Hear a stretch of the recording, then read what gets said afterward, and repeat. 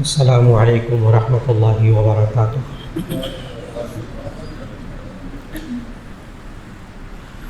نحمده ونصلي على رسوله الكريم، اما بعد فاعوذ باللہ من الشیطان الرجیم، بسم اللہ الرحمن الرحیم۔ الذین ان مکناہم فی الارض اقاموا الصلاة وآتوا الزکاة وامروا بالمعروف ونہوا عن المنکر وَلِلَّهِ عَاقِبَةُ الْأُمُورِ۔ صدق اللہ العظیم۔ اللہ رب العزت نے ہمیں زندگی کے ہر مرحلے کے بارے میں احکامات سکھائے، آداب سکھائے۔ یہ انسان جب ان آداب اور احکام کے مطابق اپنی زندگی گزارتا ہے تو اللہ رب العزت پھر اس میں خیر عطا فرماتے ہیں، برکت عطا فرماتے ہیں۔ اور جب انسان اللہ کے انہی حکموں کو پامال کرتا ہے یا پس پش ڈال دیتا ہے یا اس سے منہ پھیر لیتا ہے تو ایسی صورت میں وہی سب کچھ ہوتا ہے، وہی نعمتیں ہوتی ہیں، وہی انسان ہوتے ہیں، لیکن اللہ بیچ میں سے خیر و برکت اٹھا لیتا ہے۔ اسی طرح اللہ رب العزت نے ہمیں جو نعمتیں عطا فرمائی، ان نعمتوں میں سے اہم نعمت یہ اللہ جب اپنا وطن دے، اپنا ملک دے، اور وہ بھی ملک جسے بڑی قربانیاں دے کر حاصل کیا، اللہ نے عطا کیا، اور صرف قربانیاں دے کر نہیں، اس میں لوگوں کو یہ نعرہ دے کر تقسیم کروایا، ایک ملک کو اور اپنا ملک الگ کیا کہ لا الہ الا اللہ، کہ اللہ کے سوا کوئی معبود نہیں، محمد رسول اللہ، محمد صلی اللہ علیہ وسلم اللہ کے رسول ہے۔ تو یوں کہا جاتا ہے کہ یہ اسلامی جمہوریہ پاکستان یہ اللہ نے عطا کیا کلمہ طیبہ کے نام پر۔ ان لوگوں نے اللہ سے مانگا، کلمہ طیبہ کے نام پر قربانیاں دی، اور اس وقت دلیل یہ دیتے تھے کہ کیا ضرورت ہے ایک ملک کو تقسیم کرنے کی دو حصوں میں۔ تو اس کی وجہ یہ بتائی جاتی تھی کہ اس کی وجہ یہ ہے کہ ہم لوگ تاکہ آزادی سے اپنے مذہبی فرائض ادا کر سکیں، ہم لوگ قرآن و سنت کے مطابق یعنی اسلام کے مطابق مسلمان زندگی گزار سکیں۔ یوں کہا جاتا تھا کہ ہم یہ چاہتے ہیں کہ ہماری اپنی اسلامی ثقافت ہے، اپنا کلچر ہے، ہم اس کلچر کے مطابق زندگی گزارنا چاہتے ہیں۔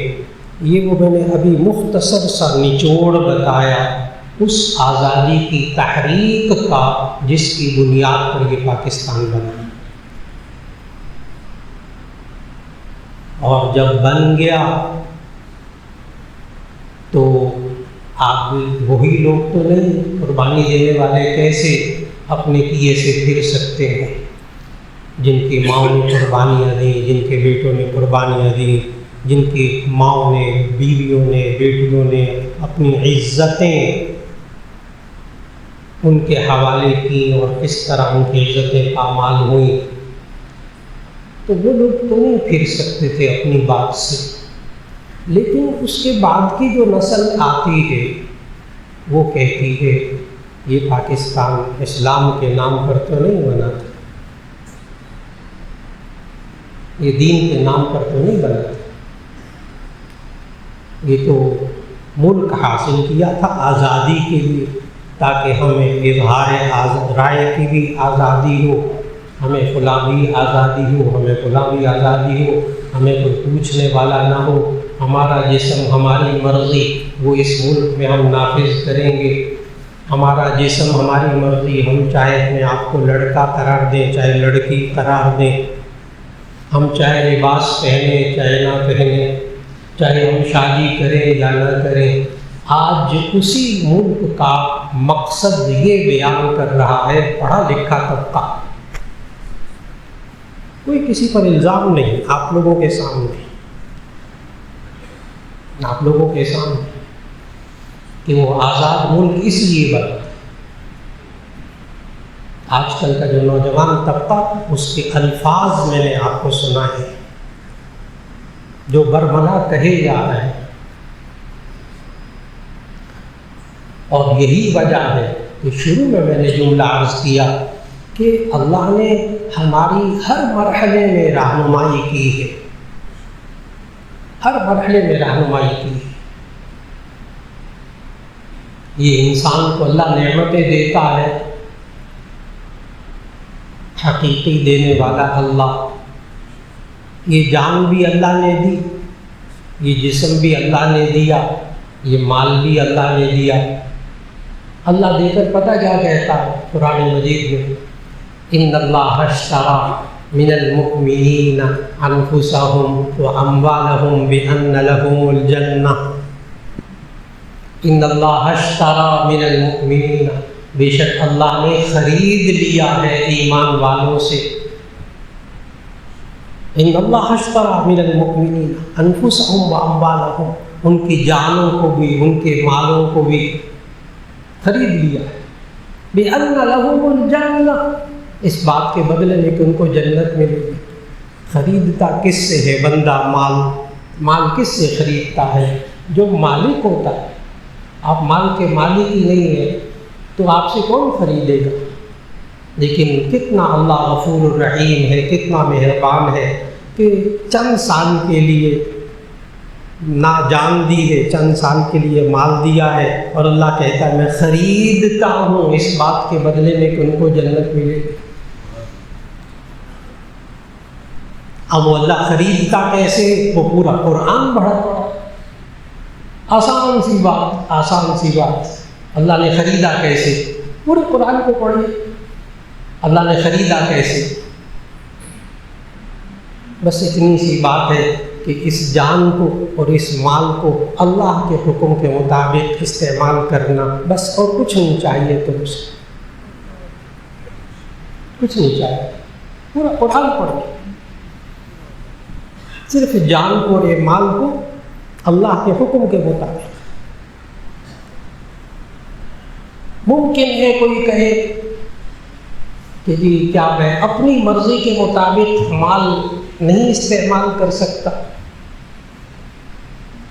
تو اس کا جواب قطعاً نفی میں نہ دیجیے گا کہ میں اپنا مال اپنی مرضی سے نہیں استعمال کر سکتا۔ جی آپ کر سکتے ہیں اپنی مرضی سے۔ کیا آپ اپنا مال، اپنا جسم اپنی مرضی سے استعمال کر سکتے ہیں؟ جی ہاں، بالکل کر سکتے ہیں، اللہ نے آپ کو اختیار دیا ہے، لیکن تھوڑا سا قبلہ درست کر لیجئے۔ بڑی گرہیں کھل رہی ہیں، بڑی گرہیں، کیا ہم اپنی مرضی سے اپنا جسم استعمال نہیں کر سکتے؟ بعض لوگ ہوتے ہیں وہ کہتے ہیں نہیں بالکل نہیں، اپنی مرضی سے نہیں، اللہ کی مرضی سے۔ اللہ کے بندو، آپ اپنی مرضی سے جسم استعمال کریں، آپ اپنی مرضی سے مال استعمال کریں، آپ اپنی مرضی سے کھائیں، آپ اپنی مرضی سے پئیں۔ بات صرف اتنی ہے کہ اپنی مرضی کو اللہ کے حکم کے تابع کریں، بات مکمل ہو گئی۔ اپنی مرضی کو اللہ کے حکم کے مطابق کر دیں۔ خواہشات کو کچلنے کا تو کسی آیت میں نہیں کہا گیا۔ مرضی کو، اپنی مرضی کو ختم کر دو، یہ کون سی آیت ہے؟ اپنی مرضی کو ختم کر دو، اپنی چاہتوں کو ختم کر دو۔ جی نہیں، حدیث سنانے لگا ہو کہ اپنی مرضی، اپنی چاہت، اپنی خواہش، اس کو اللہ کے حکم کے تابع کر دو، اس دین کے تابع کر دو۔ بس دین سے پوچھ لو کہ یہ جو میں مرضی اپنی پوری کر رہا ہوں، یہ پوری کرنا درست ہے کہ نہیں ہے؟ اگر دین کہے درست ہے تو اپنی مرضی پوری کر لے۔ اس کے لیے حدیث سنانے لگا. نبی صلی اللہ علیہ وسلم نے فرمایا لا یؤمن احدکم حتی یکون ہواہ تبعا لما جئت بہ. ترجمہ غور سے سنیے. تم میں سے کوئی شخص کامل مومن نہیں ہو سکتا یہاں تک کہ وہ اپنی خواہشات اس دین کے تابع کر دے جو دین میں لے کر آیا. خواہش کو کچلنے کو تو نہیں کہا, وہ تو رہبانیت ہے. یہ تو نصارہ نے اختیار کی رہبانیت, تو اللہ نے ان کو بڑا برا بھلا کہا وَرَهْبَانِيَّةً ابْتَدَعُوهَا مَا كَتَبْنَاهَا. یہ رہبانیت ہم نے ان پر نہیں لکھی تھی جو انہوں نے نئی ایجاد کر کے اپنے اوپر طاری کر لی. رہبانیت تو اللہ نے نہیں سکھائی. نفس کو کچلنا, اس کی رائے کو کچلنا, جی نہیں, اس کی بری رائے کو کچلنا, تھوڑا سا فرق کر لیجیے. گناہ کی خواہش کو کچلنا, یوں کہا گیا, اس کو بھی ترتیب کے ساتھ. چنانچہ اللہ جب اپنا ملک دے, اقتدار دے, وہ اقتدار آپ کو اپنے گھر میں حاصل ہو جائے. آپ باپ ہیں, آپ دادا ہیں, آپ کی چلتی ہے, آپ کماتے ہیں, آپ کا ادارہ ہے, اللہ نے طاقت دی ہے کہ آپ اس ادارے میں اپنی رائے, اپنا حکم نافذ کر سکیں. اللہ صوبہ آپ کو دے دے, اللہ شہر آپ کو دے دے, اللہ ملک آپ کو دے دے. تو سورہ حج کی آیت نمبر 41 کی تلاوت کر لیجئے گا, اس کا ترجمہ پڑھ لیجئے گا. اب ہمیں کیا کرنا چاہیے؟ اب ہمیں کیا کرنا چاہیے؟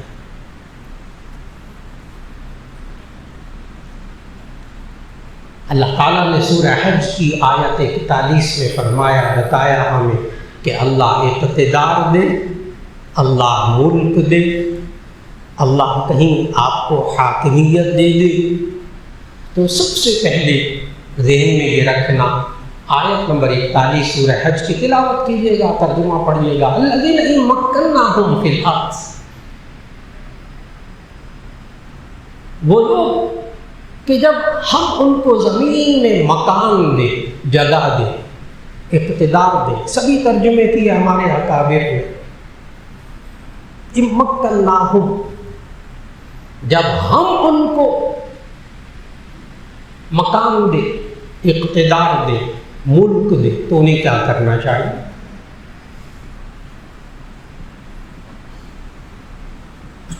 یہاں ذہن میں رکھیے گا کہ ان الذین مکناہم فی الارض سے ایک بات معلوم ہوتی ہے. اللہ نے کیا کہا؟ جب ہم ان کو دے, یہ ملک تم نے قربانیاں دے کر نہیں لیا, تم نے قربانیاں دی, اللہ نے دیا. قبلہ درست کر لینا چاہیے. ہم نے بڑی قربانیاں دے کر یہ ملک لیا, اللہ نے دیا. جب پہلی بات یہ مانے گا کہ اللہ نے دیا, تو پھر وہ اللہ کی بات مانے گا. اور اگر وہ کہے گا نہیں میں نے لیا, میں نے جد و جہد کی, میں نے اس پر قبضہ کیا, تو پھر اللہ بیچ میں رہے گا, اللہ ذہن میں آئے گا ہی. یہ ہے وہ بنیادی بات کہ کوئی اسلامی ملک ہو تو اس میں اصل اقتدار, حاکمیت اللہ کی ہوتی ہے. انسان اللہ کے احکام کو نافذ کرنے والا خلیفہ ہوتا ہے, چاہے وہ صدر ہو, چاہے وزیر اعظم ہو, چاہے وزیر اعلیٰ ہو, چاہے وہ ادارے کا سربراہ ہو, چاہے وہ ایک مکان کا سربراہ ہو. الذین مکناہم فی الارض, جب زمین میں ہم ان کو جگہ دیں تو معلوم ہوا اس کو یہ طے کر لینا چاہیے کہ یہ اللہ نے دی ہے, ہم نے دی. اللہ کہتا ہے مکناہم فی الارض, معلوم ہوا اصل مالک اللہ ہے, اصل اقتدار اللہ کا ہے, حاکم اصل اللہ کا. یہ انسان اللہ پھر آگے اللہ نے کہا کہ جب اللہ ملک دے، اقتدار دے، اتنا پیارا وطن دے، تو اقاموا الصلاۃ الذین مکناہم فی الارض اقاموا الصلاۃ، نمبر 1 وہاں نماز قائم کرے۔ اب یہ جب جملہ کہا جاتا ہے تو بڑے قابل، بڑے ماشاءاللہ پڑھے لکھے لوگ پتہ کیا کہتے ہیں؟ کہتے ہیں یہ تو انسان کی پرائیویسی ہے، پرائیویٹ عبادت ہے، یہ تو نجی زندگی ہے، اس کا ملک سے کیا تعلق، اس کا اقتدار سے کیا تعلق؟ یہ تو ہر شخص کی پرائیویٹ زندگی ہے۔ اور اللہ کیا کہہ رہا ہے؟ اگر وہ لوگ کہ جن کو اللہ زمین میں ملک دے، وطن دے، تو وہ پہلا کام کیا کریں؟ اقاموا الصلاۃ، وہ نماز قائم کریں۔ یہ اسٹیٹ کی ذمہ داری، کیوں؟ یہ پرائیویٹ نجی زندگی نہیں، اس کے اثرات کیا ہیں؟ ہر حکمران یہ چاہتا ہے اور ہر وطن میں رہنے والے چاہتے ہیں۔ عجیب بات بتاؤ، کوئی اور نماز پڑھتے ہوں یا نہ پڑھتے ہوں، صرف جمعے کی نماز پڑھتے ہوں نا، وہ بھی یہی چاہتے ہیں جو غرض کرنے لگا۔ ایسے ایسے لبرل کہلانے والے ماں باپ پاکستان میں، ایسے لبرل کہلانے والے ماں باپ جو کہ نہ مسجد میں جاتے ہیں، نہ نماز پڑھتے ہیں، نہ روزہ رکھتے ہیں، نہ کچھ کرتے ہیں مسلمان، ہم مسلمان، کیونکہ مسلمانوں کی قبرستان میں انہوں نے دفن ہونا ہے، مسلمانوں کے ملک میں رہتے ہیں، تو اس لیے نماز روزہ بالکل نہ نماز پڑھتے ہیں، نہ مسجد میں آتے ہیں۔ آپ تو پھر جمعے میں آ گئے، 5 نمازیں پڑھتے ہیں آپ میرا، وہ لوگ جو نماز بھی نہیں پڑھتے، روزہ بھی نہیں رکھتے، قرآن کو بھی ہاتھ نہیں لگاتے، ان لوگوں کی بات کرنے لگا، لیکن اپنے آپ کو مسلمان کہلاتے ہیں۔ وہ پتہ ہے کیا کہتے ہیں؟ جب اولاد جوان ہوتی ہے تو وہ یہ آ کر کہتے ہیں مولانا کیا کریں ہم اپنی نئی نسل کو، اپنے بچوں، جوان بچے اور بچیوں کو ہم بے حیائی اور برے کاموں سے کیسے بچائیں؟ یہ آج ان ماں باپ کا سوال ہے جو اپنے آپ کو لبرل کہتے ہیں۔ جب تک بچے اور بچیاں اس گھر کے اندر بے حیائی اور برے کاموں میں نہیں مبتلا ہوتے، وہ جاگتے نہیں ہیں۔ جب ان کے اپنے دامن کو آگ لگنے لگتی ہے پھر جاگتے ہیں۔ یہ کیا ہوا ہے؟ یہ کیا ہوا ہے؟ بڑے بڑے پڑھے لکھے لوگ، قابل لوگ، پیسہ، سب کچھ، جب اپنا دامن جلنے لگتا ہے، یعنی اپنی بیٹیاں، جوان بیٹیاں، اپنے جوان بیٹے جب بے حیائی اور برے کاموں کے اندر پھنس جاتے ہیں بیچارے، پھر وہ کہتے ہیں مولانا ہم اپنے بچوں اور بچیوں کو بے حیائی اور برے کاموں سے کیسے بچائیں؟ اس وقت آپ 21ویں پارے کی پہلی آیت پڑھ لیجیے، اس وقت 21ویں پارے کی پہلی آیت پڑھ لیجیے، اتل ما اوحی الیک من الکتاب واقم الصلاۃ۔ ذہن میں لائیے گا کہ یہ نماز کی قائم کرنے سے معاشرے کے اندر، گھروں کے اندر، ملک کے اندر کیا تبدیلی آتی ہے۔ اتل ما اوحی الیک من الکتاب واقم الصلاۃ، آپ تلاوت کیجیے اس کتاب کی جو آپ کی طرف نازل کی گئی، واقم الصلاۃ، اور نماز قائم کیجیے۔ ان الصلاۃ تنہی عن الفحشاء والمنکر، بے شک یہ نماز بے حیائیوں اور برے کاموں سے روکتی ہے، یہ نماز بے حیائیوں اور برے کاموں سے روکتی ہے۔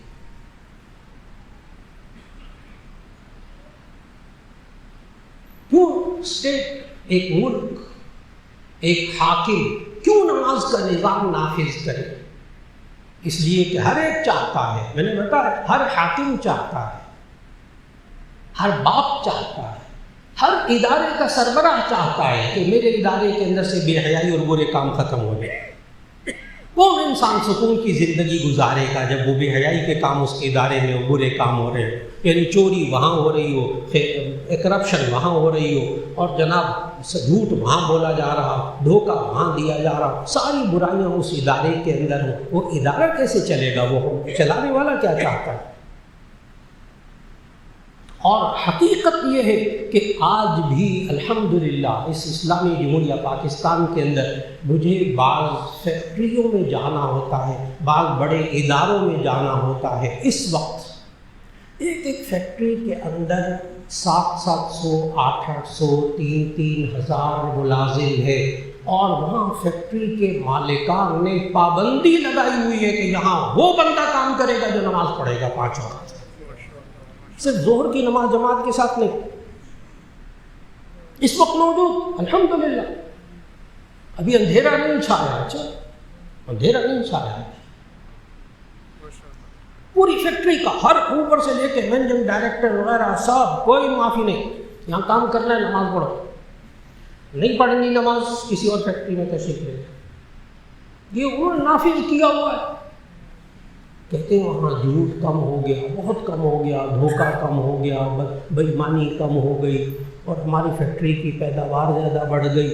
یہ جو ایچ آر والے ہوتے ہیں کمپنیوں میں، کہ جی ایچ آر والے ہیومن ریسورسز جو ملازمین کی ساری اخلاقی تربیت وغیرہ کرتے ہیں، سلیکشن کرتے ہیں، ان کی باتوں میں بنیادی باتیں یہی ہے نا کہ ملازم کیسا رکھنا ہے، اس کے اندر کیا خصوصیات ہونی چاہیے،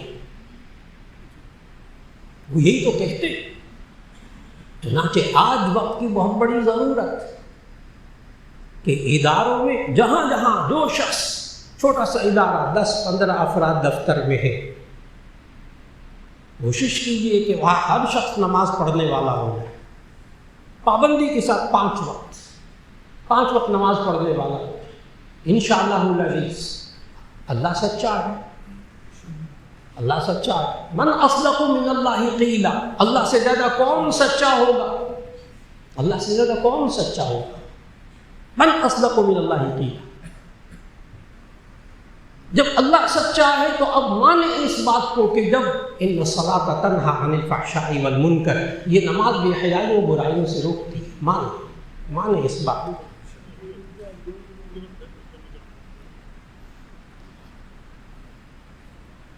اس بات کو ماننا پڑے گا۔ بعض لوگ ہوتے ہیں وہ کہتے ہیں مولانا ہم نماز پڑھتے ہیں لیکن برائیوں سے بھی نہیں رکتے، حیائیوں سے بھی نہیں رکتے۔ کہتے ہیں آپ نے کہا بڑا زور دے کر کہ نماز بے حیائیوں برائیوں سے روکتی، وہ الگ بات ہے کہ اس کے جوابات ہیں، جیسی نمازیں ہماری ہونی چاہیے ویسی نمازیں نہیں ہوتی، اگر ویسی نمازیں ہوں تو پھر یہ بے حیائیوں برائیوں سے رک جائے۔ جواب دیا بزرگوں نے، مفسرین نے، محدثین نے جوابات دیے۔ تو جن صاحب نے کہا نا مجھے کہ جی نماز مجھے تو نہیں روکتی بے حیائیوں برائیوں سے، یعنی مطلب یہ میں نماز نہیں پڑھتا ہوں، مجھ سے مجھے برے کام، بے حیائی کے کام بھی ہو جاتے ہیں، تو میں ایک دم کانپ گیا اس کے سوال کرنے سے۔ اس لیے کانپا، اس لیے ڈر گیا کہ وہ کہتا ہے نماز مجھے نہیں روکتی بے حیائیوں برائیوں سے، اور اللہ قرآن میں کہتا ہے کہ نماز بے حیائیوں برائیوں سے روکتی ہے، اور من اصدق من اللہ قیلا، اللہ سے زیادہ کون سچا ہو سکتا ہے، اور یہ کہتا ہے مجھے نماز برائیوں سے نہیں روکتی۔ کانپنے کی، ڈرنے کی وجہ سمجھ میں آئی کہ اللہ کہتا ہے روکتی، یہ کہتا ہے نہیں روکتی مجھے۔ فوراً ان صاحب سے پوچھا آپ نے آج جمعے کی نماز، ابھی میں جمعے کے بعد سوال کیا، میں نے کہا آپ نے آج جمعے کی نماز پڑھی ہے یہاں؟ کہنے کہ جی آپ کے پیچھے جمعے کی نماز پڑھی۔ میں نے کہا بہت اچھا، پھر جمعے کی نماز میرے پیچھے پڑھتے ہوئے آج یہاں جمعے کی نماز، کہتے میں نے آپ پڑھی آج آپ کے پیچھے۔ میں نے کہا اچھا، تو جمعے کی نماز پڑھنے کے دوران آپ نے کون سے بے حیائی اور برے کام کیے؟ میں نے کہا توبہ کوئی نہ، میں جمعہ پڑھتے ہوئے کوئی برائی بے حیائی کا کام نہیں کیا۔ میں نے کہا اتنی دیر تو نماز نے روک لیا نا، مان لو اتنی دیر تو روکا۔ اور اصل میں یہ میرا جواب نہیں تھا، یہ علامہ جلال الدین سیوطی نے جلالین میں یہ جواب لکھا ہے، جہاں وہی 21ویں پارے کی پہلی آیت اتل ما اوحی الیک من الکتاب واقم الصلاۃ ان الصلاۃ تنہی عن الفحشاء والمنکر، تو آگے صاحب جلالین لکھتے ہیں ای فی حالت الصلاۃ،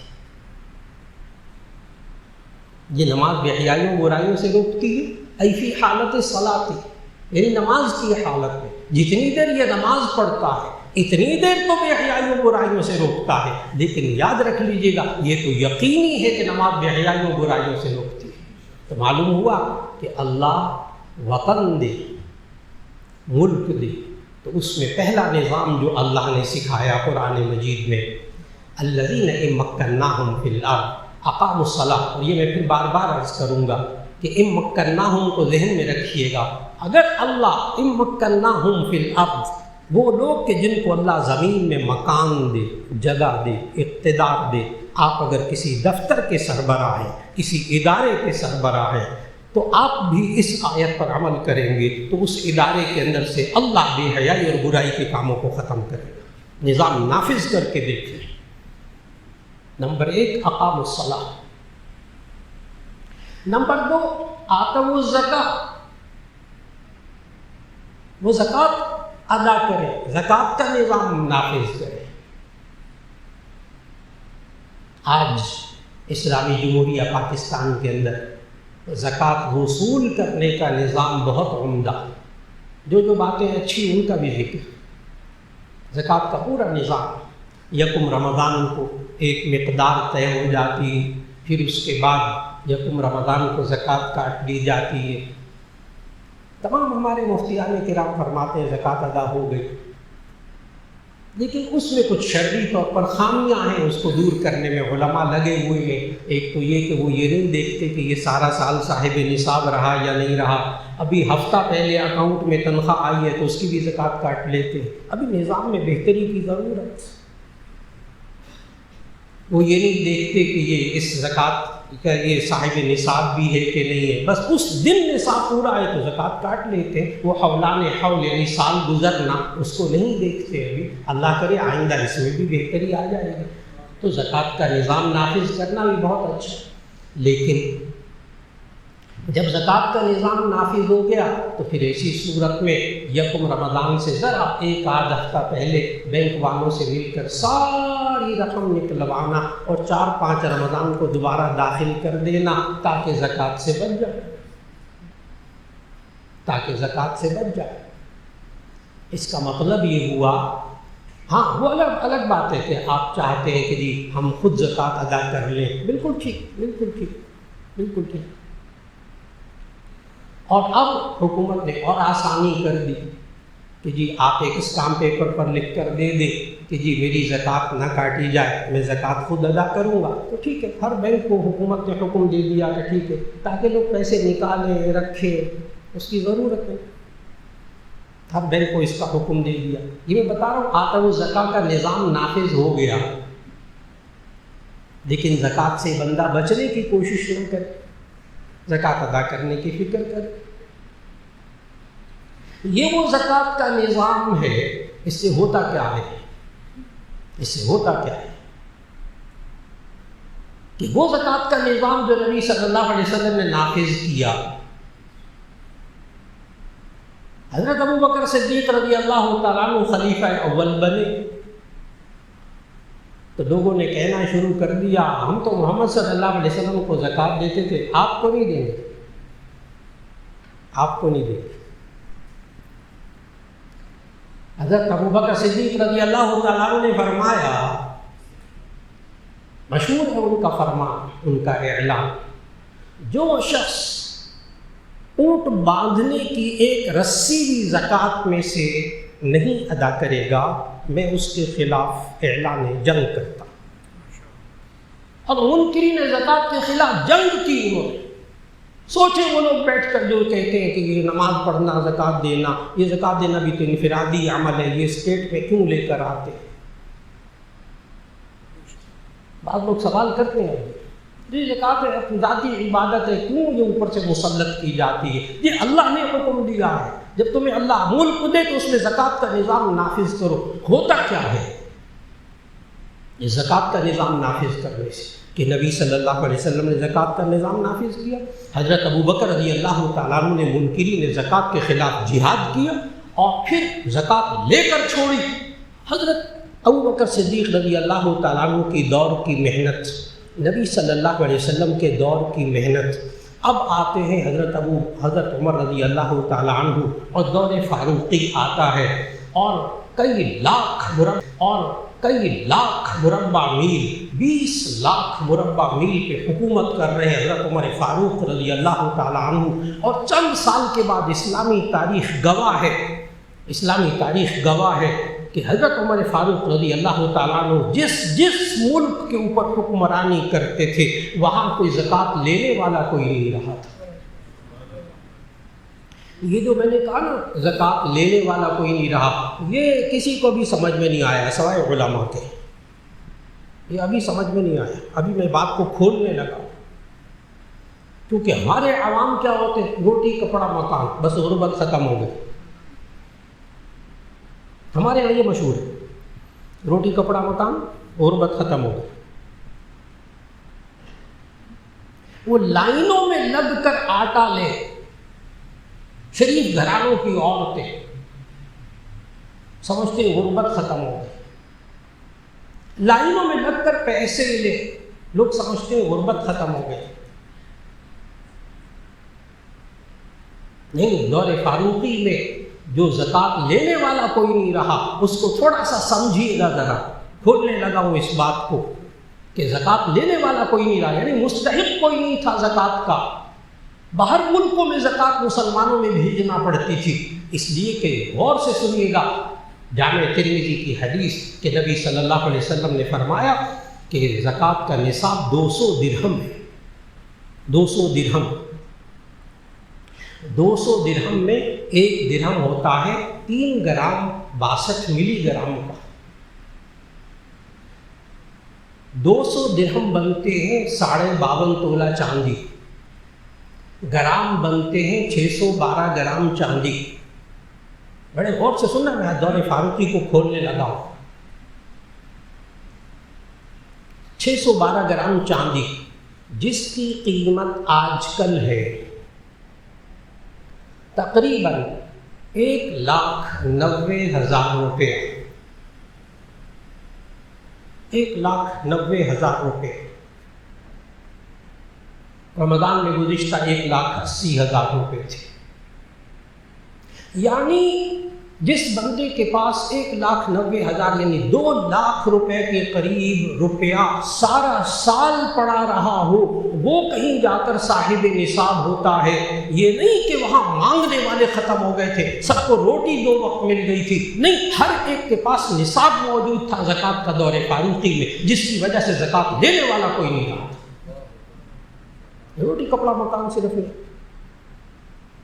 ہو سکتا ہے ایک کے پاس مکان بھی ہو، روٹی بھی ہو، کھانا بھی ہو، سواری بھی ہو، زکوٰۃ کا مستحق ہو کہ اس کے پاس زکوٰۃ کے نصاب کے برابر مال نہ، صرف غربت ختم نہیں کی تھی وہ حضرت عمر فاروق رضی اللہ تعالیٰ عنہ، اس کے پاس زکوٰۃ کا نصاب کے برابر ہر ایک کے پاس مال موجود تھا۔ معلوم ہوا جو ملک اسلامی ملک زکوٰۃ کے نظام کو صحیح طریقے سے نافذ کرے، زکوٰۃ وصول کرنے کا نظام بھی عمدہ ہو اور زکوٰۃ مستحق تک پہنچانے کا نظام بھی عمدہ ہو، تو ایسی صورت میں اللہ اس ملک میں سے غربت کو ختم کر دیتا ہے۔ آج بھی موجود، آج بھی جس نے اپنے خاندان پر محنت کی، الحمدللہ ایسے خاندانوں سے واقف ہوں، الحمدللہ ہمارے بزرگ واقف ہیں، ایسے خاندانوں کو جانتے کہ جنہوں نے اپنی زکوٰۃ اپنے خاندان والوں پہ سب سے زیادہ خرچ کی اور کہا کہ سب سے زیادہ رشتہ دار مستحق ہوتے ہیں زکوٰۃ کے کہ 2 ثواب ملتے ہیں، انہوں نے اس پر عمل کیا۔ آج ان خاندانوں کا دعویٰ ہے کہ ہمارے خاندان میں کوئی ایک بھی زکوٰۃ لینے والا نہیں رہا، ایک بھی زکوٰۃ لینے والا نہیں رہا۔ پاکستان، لاہور،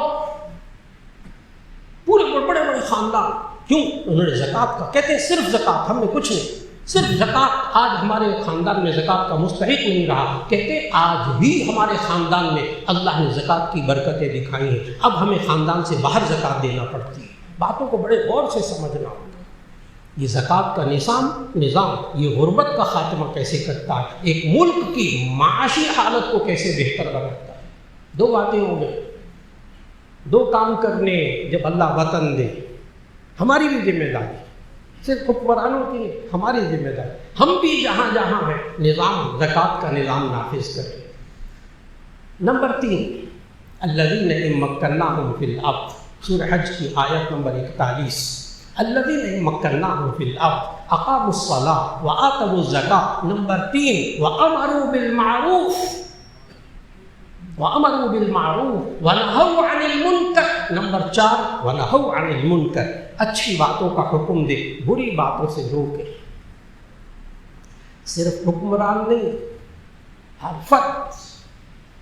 فرد اپنے گھر کے اندر یہ نظام نافذ کر لے۔ امروا بالمعروف ونہوا عن المنکر، نیکی کا حکم دیجیے، برائی سے روکیے۔ اور پتہ کیا کہتے ہیں آگے سے؟ کہتے ہیں ہماری سنتا ہی کوئی نہیں، ہماری سنتا ہی کوئی نہیں، عمل ہی کوئی نہیں کرتا، تھک گئے ہم کہتے کہتے۔ اب آیت کا آخری حصہ اس سوال کا جواب ہے۔ ہم کہتے کہتے تھک گئے، ہماری سنتا ہی کوئی نہیں، نبی بھی سنتی، ماشاء اللہ، اہلا وسہلا، مرحبا، الحمدللہ الحمدللہ الحمدللہ۔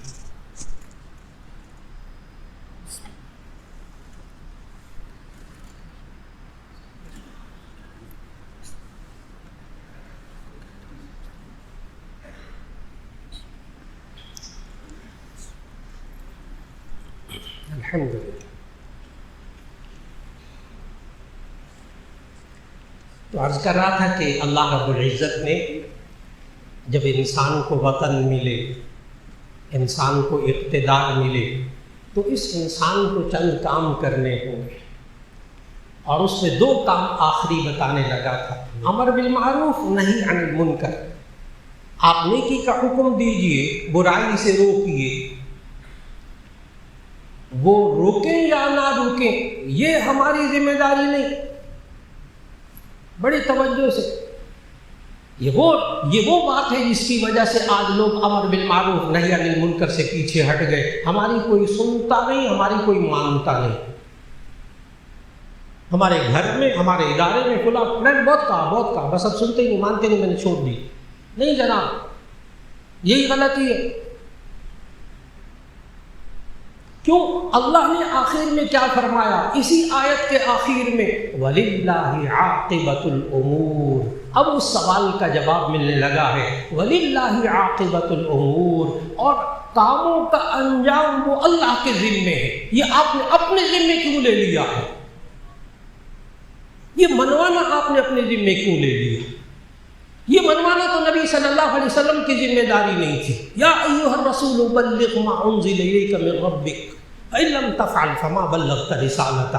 اور جب نبی صلی اللہ علیہ وسلم کہتے رہے وہ کفار ایمان نہیں لاتے تھے، عمل نہیں کرتے تھے وہ کفار، تو سورہ شعراء کی آیت 3 میں اللہ نے کہا لعلک باخع نفسک الا یکونوا مؤمنین، کیا آپ اس وجہ سے کہ یہ ایمان نہیں لائیں گے اپنے آپ کو اتنی مشقت میں، اتنی تکلیف میں، اتنی مصیبت میں آپ ڈال رہے ہیں کہ یہ مانتے کیوں نہیں؟ اللہ نے سمجھایا منوانا آپ کے ذمہ تو نہیں ہے، یا آپ منوانے کی پوزیشن میں کیوں آ رہے ہیں؟ آپ کے ذمہ تو امر بالمعروف نہی عن المنکر تھا۔ جب آپ نے کر دیا، نیکی کا حکم دے دیا، برائی سے روکنے کا کہہ دیا، برائی کے برا ہونے کو ذکر کر دیا، اگلا مانے یا نہ مانے یہ ہمارے ذمہ نہیں ہے، سوائے ان بچیوں کے جو نابالغ ہے اور ہماری ذمہ داری میں ہے، وہاں حدیث الگ ہے۔ ہم سربراہ ہیں کسی ادارے کے، ہمارے ماتحت جو ہم اس سے منوائیں گے، جو آپ کے ماتحت ہے اس سے آپ منوائیں گے، جو آپ کے بیوی بچے ہیں وہاں آپ منوائیں گے، وہاں منوانے کی پوزیشن میں آنا ہوگا۔ جب تک کہ بچہ بالغ نہ ہو جائے اس کے لیے الگ حدیث ہے، الا کلکم راع وکلکم مسئول عن رعیتہ، آگاہ ہو تم میں سے ہر ایک نگہبان ہے، تم سے اپنے ماتحت کے بارے میں پوچھا جائے گا۔ یہ بچے اور بچیاں جو ابھی بالغ نہیں ہوئی، ان سے آپ نے منوانے کی پوزیشن میں آنا ہے۔ آپ کسی ادارے کے سربراہ ہیں، لوگ آپ کے ماتحت ہے اور وہ چوری کر رہا ہے، وہ جھوٹ بول رہا ہے، وہ دھوکہ دے رہا ہے، آپ نے روکنا ہوگا، منوانا ہوگا۔ یہ میں ایک گرہ کھول رہا ہوں، ایک خاص کہ جی ہر جگہ ہی بس کہنا ہے، منوانا نہیں، جی نہیں، جہاں اللہ اور اس کے رسول صلی اللہ علیہ وسلم ہمیں منوانے کی پوزیشن میں لا رہے ہیں وہاں منوا کے چھوڑنا ہے۔ یہ نہیں ہے کہ آپ کا ماتحت جھوٹ بول رہا ہو تو کہیں بس ٹھیک ہے میں نے اس کو منع کر دیا کافی ہے، جی نہیں، اس کو جھوٹ بولنے سے منع کیجیے، وہ دھوکہ دے رہا منع کیجیے، دھوکہ نہیں چلے گا، وہ کرپشن کر رہا منع کیجیے، منوائیے اس سے کہ کرپشن نہیں کرنی، کیونکہ یہ آپ کے ماتحت ہے۔ اب بات مکمل ہوئی۔ یہ نہیں کہ صرف ان کو کہہ دیا جائے تو بس خالی فارغ، جو آپ کے ماتحت ہیں وہاں منوانا ہوگا۔ آج وقت کی بہت بڑی ضرورت کہ اللہ ہمیں اپنے دفتر میں، اللہ ہمیں اپنے محکمے میں، اللہ ایک صوبے میں، اللہ ایک شہر میں، اللہ ایک ملک میں اگر اقتدار دے تو صرف سورہ حج کی آیت 41 پڑھ لیجئے، جس میں اللہ نے 4 ذمہ داریاں بتائیں۔ الذین ان مکناہم فی الارض اقاموا الصلاۃ وآتوا الزکاۃ وامروا بالمعروف ونہوا عن المنکر وللہ عاقبۃ الامور۔ جس کو اللہ زمین میں جگہ دے، مکان دے، مقام دے، عہدہ دے، 4 کام کرے، اقیم الصلاۃ، وہاں نماز کا نظام قائم کرے، جس سے اس معاشرے میں، اس حلقے میں بے حیائیاں، برائیاں ختم ہوگی۔ کیوں؟ اللہ نے کہا ان الصلاۃ تنہی عن الفحشاء والمنکر۔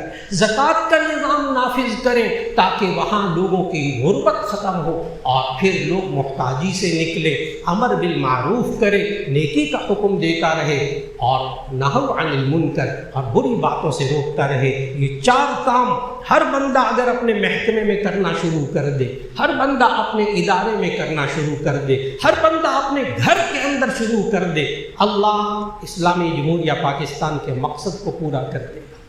جس مقصد کے لیے یہ پیارا ملک اللہ نے عطا فرمایا، بے شمار قربانیوں کے بدلے میں اللہ اس ملک کو سلامت رکھے، اللہ اس کو طاقت عطا فرمائے، معاشی طور پر بھی، دفاعی طور پر بھی، عبادات کے اعتبار سے بھی، ایمانی قوت کے اعتبار سے بھی دعا فرما لیجیے گا۔ الحمدللہ رب العالمین۔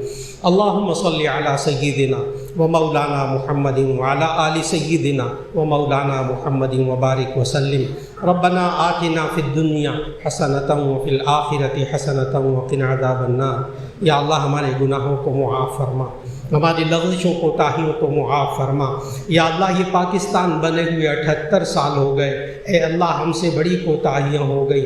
جس کلمہ طیبہ کے نام پر یا اللہ ملک بنا، یا اللہ یہ تو نے ملک ہمیں عطا فرمایا، یہاں مذہبی آزادی عطا فرمائی، ہمیں رہنا سہنا عطا فرمایا۔ کیا حال ہے ہندوستان میں ان مسلمانوں کا جو بیچارے اذان بھی نہیں دے سکتے، جو بیچارے دین پر عمل بھی نہیں کر سکتے، جو جانوروں کی قربانی بھی نہیں کر سکتے، جو اپنے لباس کو بھی وہاں نہیں پہن سکتے، جس کے لیے وہاں سرکاری حکومت کے اندر ملازمت کا سوال ہی پیدا نہیں ہوتا مسلمان کے لیے۔ اے اللہ تو نے جو یہاں سب کچھ عطا فرمایا، اے اللہ اس کی قدر کرنے کی توفیق عطا فرما، اس کا شکر ادا کرنے کی توفیق عطا فرما۔ یا اللہ تو نے ہمیں بہت کچھ دیا، یہاں پانی بھی تو نے دیا، یہاں گندم بھی تو نے وافر دی، یہاں چینی بھی، گنا بھی تو نے وافر دیا۔ اے اللہ ہم سے ناشکری ہو گئی، ہم نے قدر نہیں کی، یا اللہ تو نے اس میں سے برکت اٹھا لی، پانی کی قلت پیدا ہو گئی، کھانے کی قلت پیدا ہو گئی، گندم کی قلت پیدا ہو گئی، چینی کی قلت پیدا ہو گئی۔ یا اللہ تو نے گیس کی کتنی مفت کی نعمت عطا فرمائی تھی، اب تو ناشتہ بنانے کے لیے بھی گیس تو نے اٹھا لی۔ اے اللہ ہمیں معاف فرما دے، اے اللہ ہمیں معاف فرما دے۔ اور یا اللہ جو لوگ یہ کہتے ہیں کہ یہ ملک پاکستان یہ اسلام کے نام پر نہیں بنا تھا، یہ تو آزادی کے نام پہ بنا تھا، اے اللہ ان کو ہدایت عطا فرما۔